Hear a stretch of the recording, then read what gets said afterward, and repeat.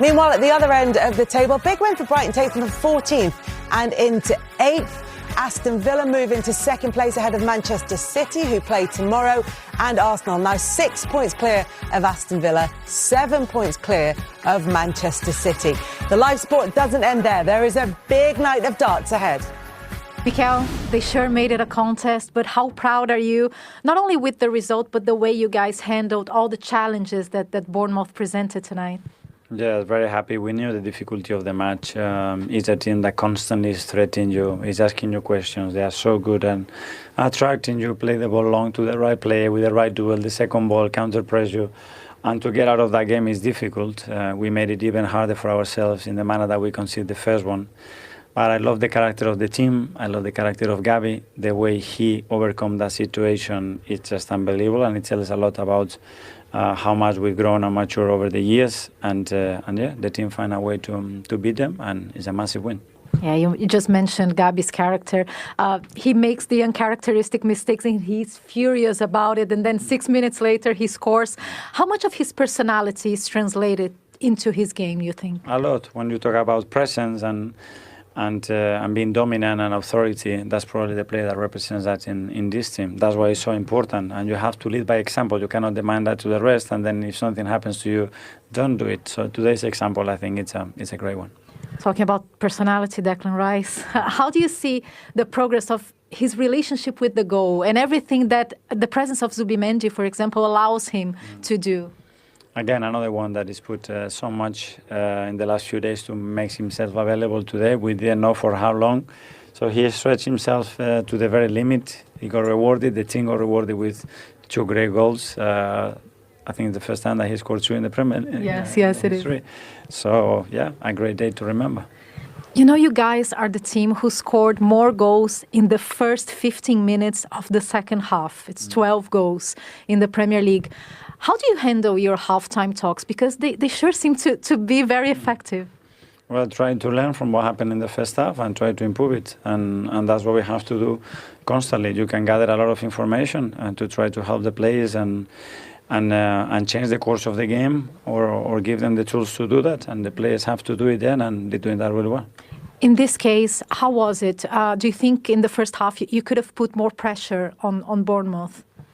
Yes, but we couldn't because we lost the ball in very dangerous areas too many times. And when that happens, you are not compact as a block, you don't travel together. So to put pressure against a team that plays with a very open structure that wants to just attract you to put the ball in the last line, you have to be very conscious of that. If not, you get opened up. And we did get opened up a few times when we mistimed things. But then I think in the second half it was much better.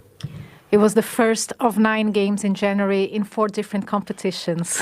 It's going to be a long month, but fans will be hopeful and excited, especially when you look at the quality of this squad. So how much confidence do you take when you look at this squad, you look at your finishers, you look at the starting 11, how much confidence does it give you for this run? Yes, a lot. I think, first of all, we need to understand the effort that they are doing because it's what we have in January, but what we had in November and December as well. So it doesn't matter. You see the decide. You see how they celebrate every action, how much they want it, and that's the energy that we're going to need.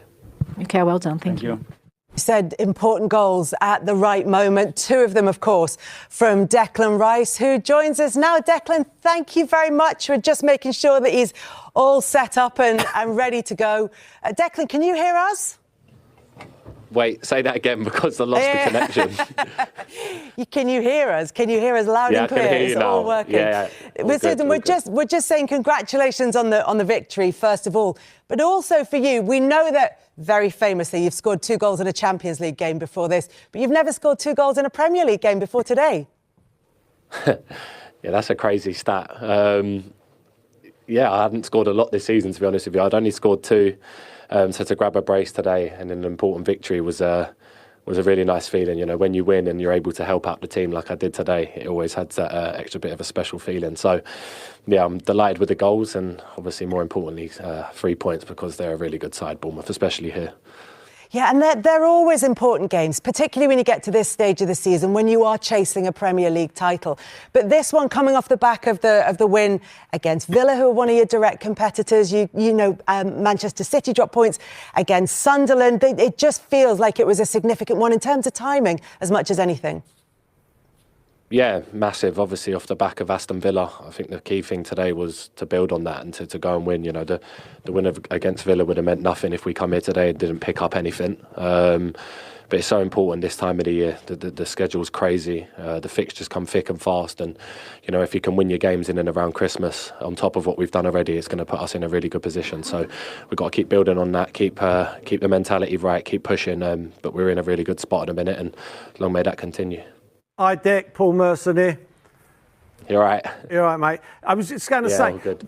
What did Mikel Arteta say at half-time? Because I thought first half, their midfield were all over you like a rash first half. Didn't really have time to get your heads up. A couple more times they intercepted, got you moved, you know. And I thought Arsenal as an Arsenal team give the ball away a lot more than they usually do. Second half, you sort of overpowered them. Was there anything that he said that sort of changed that, where you had to drop off or, you know, push on? Or Yeah, no, I think in the first half, I think we was doing the things they wanted. You know, we kept playing the ball to our left side and they kept trapping us. As soon as we made that one pass over to Gabriel, they all swarmed in on us, and, you know, we made us either go back to David or kick it long. And like you said, it did feel like they swarmed all over us in the first half. But, you know, we're a team at second half. Once we get in there at half time and the manager speaks and we speak between each other, we knew we had the quality and we knew the space was there to go on and win the game. And we've done that a lot this season. So, you know, credit to everyone to go out there and perform how we did second half, because that wasn't easy today. Well Declan, Jamie Redknapp, congratulations, mate. Hopefully you've got a screen in front of you. I want to talk about your 2 goals. As Kelly rightly says, very, very important ones. Let's talk through the first one. Obviously a great finish from yourself. We're only 2 tap-ins, I think. I think, yeah, look there, like, it's just important that there's big space, Victor's holding him off, and Martin, he was going to shoot, but he heard me shout. And obviously, if you keep the ball low, you've always got a chance, especially on the outside of the box. It's hard for the keepers to get down. So, you know, that was a nice one to score, because I've not scored many from outside the box this season. Yeah, it's a really good finish. It's just about, what do you see when you see it from this angle here, that you're just obviously trying to squeeze it into that corner because all the players are rushing over to their right?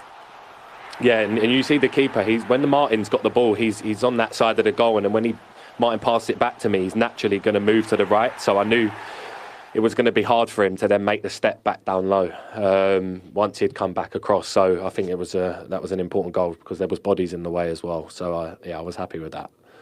And the next one, obviously, this is the winning goal, Deck. Talk us through this one, because obviously Bukayo Saka's now on the pitch. He gives you so much going from that area. You make a sort of a late run again. You played the ball out wide to him, and you're just sort of drifting into the box here. Yeah, quick free kick, quick thinking, don't let him get set.